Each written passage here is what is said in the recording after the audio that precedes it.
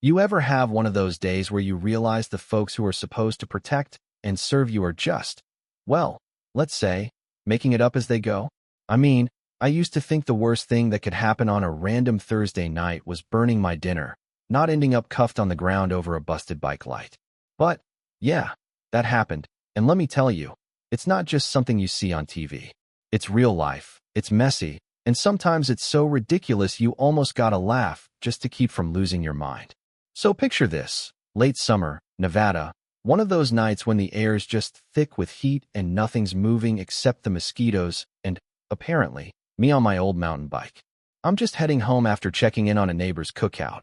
Yeah, a bonfire, technically, but these folks were just barbecuing, nothing wild.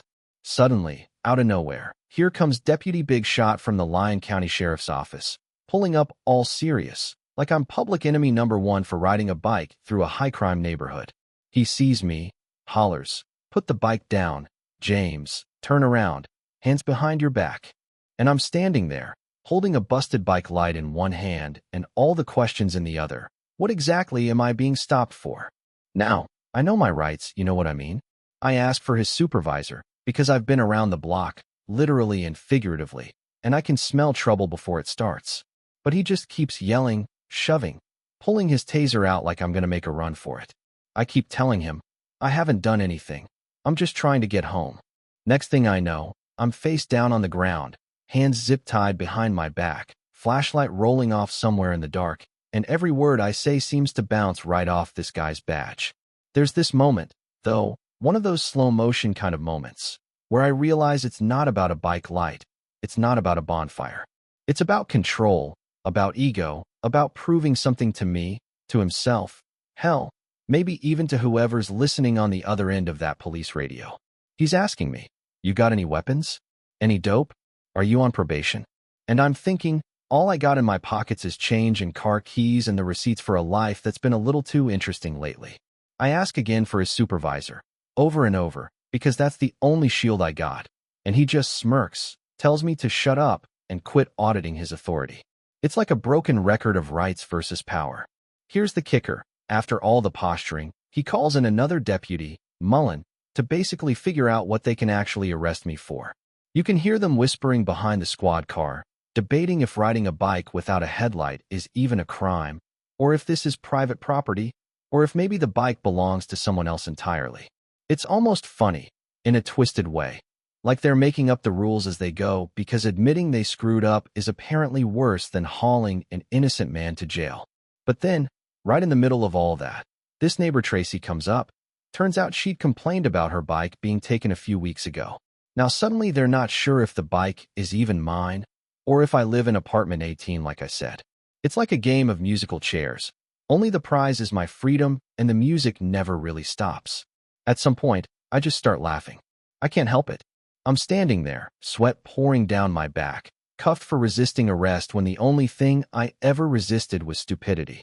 I tell them, "Look, I've been through 3 years of this. Court dates, false charges, due process violations, you name it. And guess what? I still know my rights." I don't know if they believe me or even care, but it's the only thing I got left. That, and asking for a supervisor every other breath. Of course, they end up hauling me off anyway, all while preaching about the Fourth Amendment like it's a speed bump and not the actual law. And if you think that's the only time a cop's ego gets the best of him, let me tell you about this guy Sean down in Florida. This one's almost a sitcom. Sean's just driving to work, minding his business, doing 3 miles under the speed limit.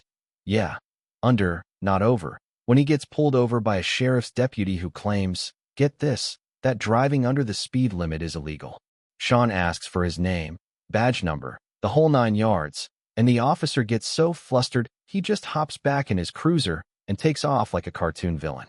Sean follows, grabs the plate number, threatens to file a complaint, which, by the way, is absolutely his right.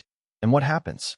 The deputy files a complaint first, gets Sean in trouble at his job, and the whole thing just dissolves into a he said, she said mess where the badge gets the last word, at least for now. But if you're thinking, all right, that's gotta be rock bottom for police logic, you haven't met Officer Torres in California. This dude pulls over a Canadian car enthusiast, Damon, in his Lumbo, beautiful car, loud as all hell, but street legal back in Alberta. Torres claims it's too loud for California.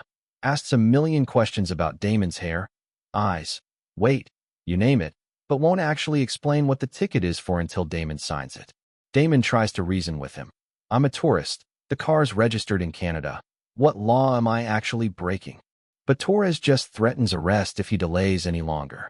So Damon signs, files a complaint, and, honestly, probably regrets ever crossing the border for a road trip. Now, the real twist in all this. It's not about bike lights, or speeding, or loud cars. It's about power. Every one of these cops, when caught on their own BS, doubles down instead of backing off. And then there's Curtis, an animal rights activist out in Utah. He shows up at a local festival, just handing out flyers, trying to talk about animal welfare, when Officer Jay Woy and his buddies come up, guns blazing. Well, metaphorically, telling him he's not welcome, he needs a permit, that he's causing a disturbance. Never mind that it's a public sidewalk. Never mind that the only disturbance is the officers themselves. They argue, threaten charges, tell him to stop filming. Another write straight out the First Amendment, and finally issue him a citation for disorderly conduct, just because the community doesn't like what he's saying.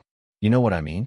You see enough of this, and you start to wonder who's actually enforcing the law and who's just making it up as they go, all to protect their own thin blue egos.